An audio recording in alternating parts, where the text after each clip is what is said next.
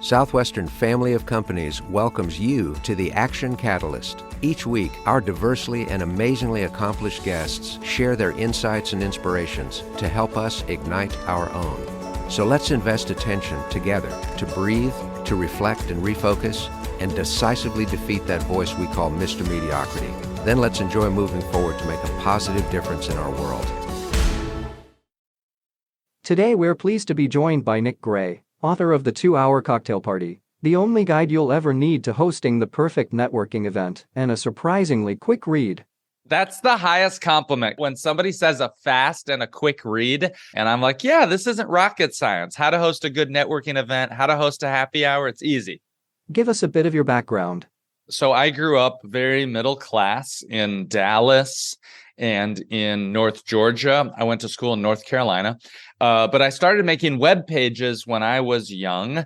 And then I started a web hosting business when I was in high school, and I got really lucky with that. And after college, my dad, that's where I got the entrepreneurial nature from, he was starting a business in the basement of our house called Flight Display Systems. They made that map that shows you where the plane is flying across the country. And he made that for small planes, right? So that map existed, but if you had a small plane and you wanted that, you had to buy the same one that the airlines and Boeing bought. And over the next couple of years, we built it up to about 70 employees. And yeah, we sold that to a private equity company in 2014.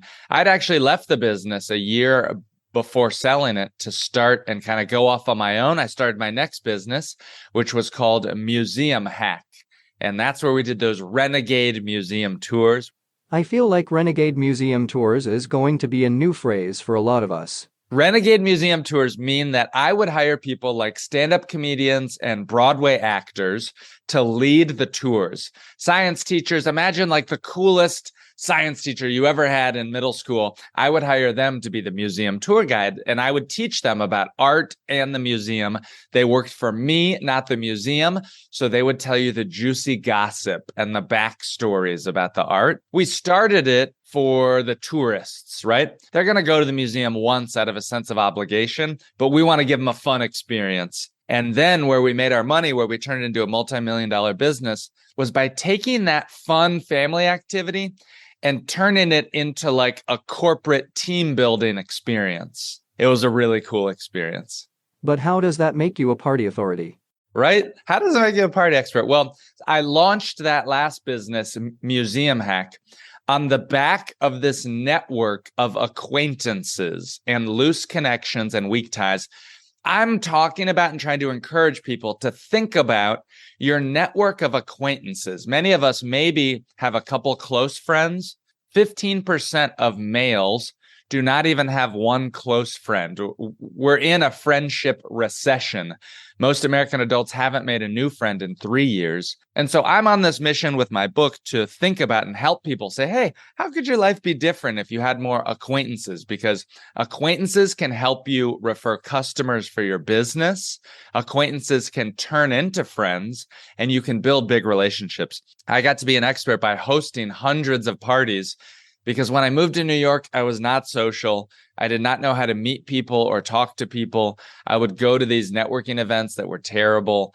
I just didn't have a lot of success. So instead, I decided to bring the party to me and start to figure out how I could host my own events. I wrote this book really for the first-time host. For the person who doesn't have experience hosting, my goal is to truly inspire a new generation of hosts, because I think many people never host, or they only host for special life moments like a birthday, a wedding, something like that.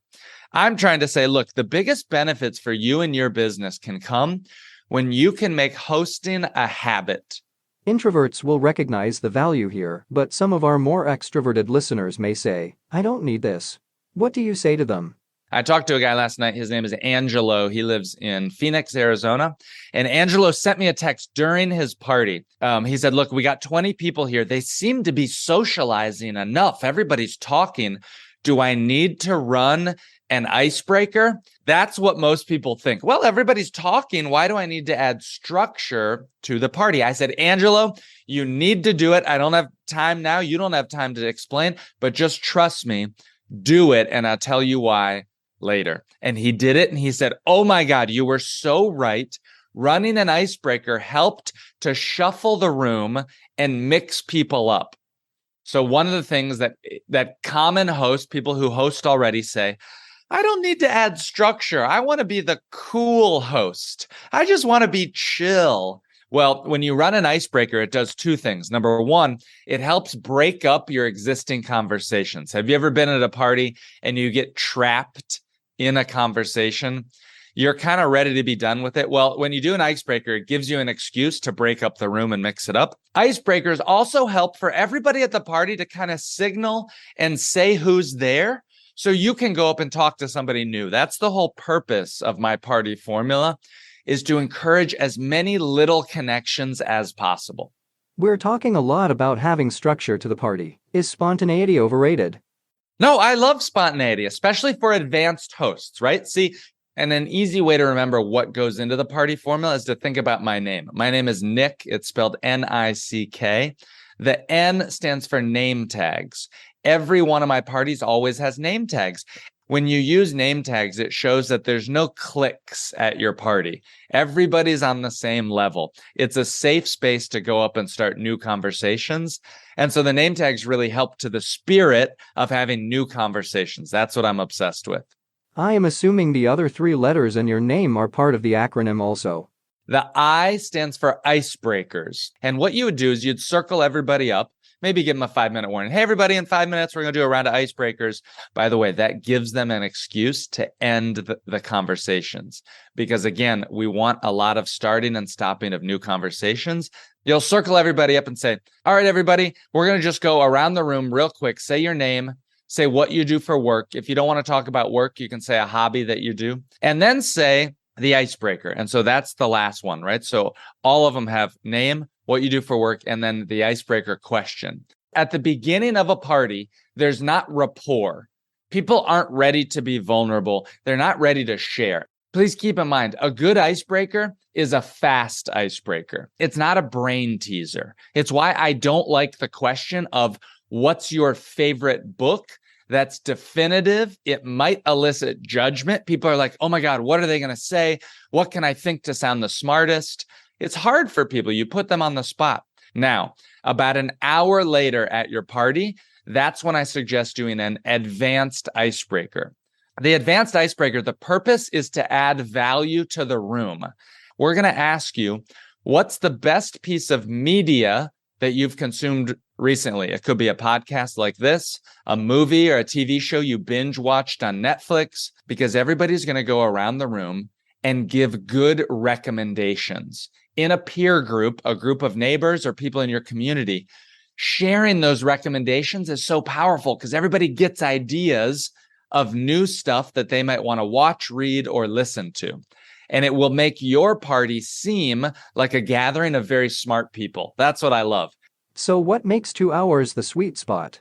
I think 2 hours is great because I suggest doing my parties on Monday, Tuesday, or Wednesday nights only. Why is that? The number one fear for a new host is that nobody will show up. Or worse, only 2 or 3 people will show up and it'll be awkward. So I tell people only host your parties on Monday, Tuesday, Wednesday nights because they're not socially competitive nights. 2 hours shows them this isn't a crazy drinking, bender, wild rager party. In and out. It's an efficient social gathering. 2 hours also helps to get people to show up on time. Always list the start time and the end time. It gives people an idea of what to expect.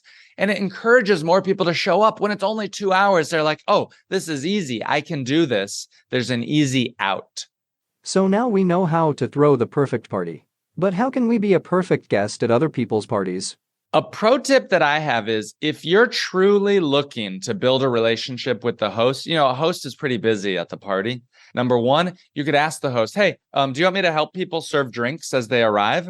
You could ask the host, say, "Hey, would you like if I just took some photographs here at the party? Just some like candid, fun photos. I could take a group photo as well. I'll send them to you later that night." Oftentimes the host forgets to take photos during their own party, and yet they can be a really positive, happy memory.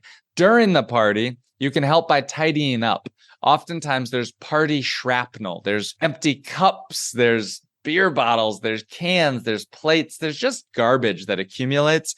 You can help the host by doing that to sort of tidy up. You can help create new conversations and merge groups. If you notice somebody that's not included, bring them over. Say, hey, please come on over. Here's what we're talking about. By the way, for a guest, one of the best things that you can do is when you join a group, remember these 2 words. If you walk up to a group and you want to join it, simply say, please continue. Don't make them feel like they have to go around and everybody introduce themselves. Just join the group. Say, please continue, listen. And when it makes sense to naturally join the conversation and introduce yourself, you can do that then.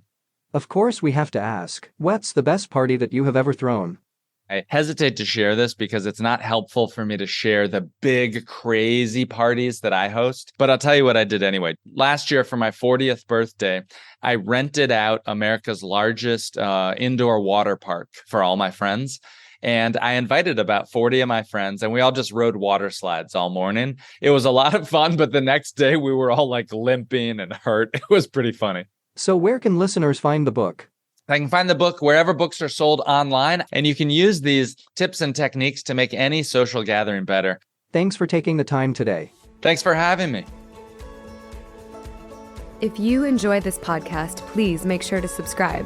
To stay updated on everything that the Action Catalyst is up to, make sure to follow us on Facebook and Instagram at Action Catalyst Podcast and Twitter at Catalyst_Action. Thanks for listening.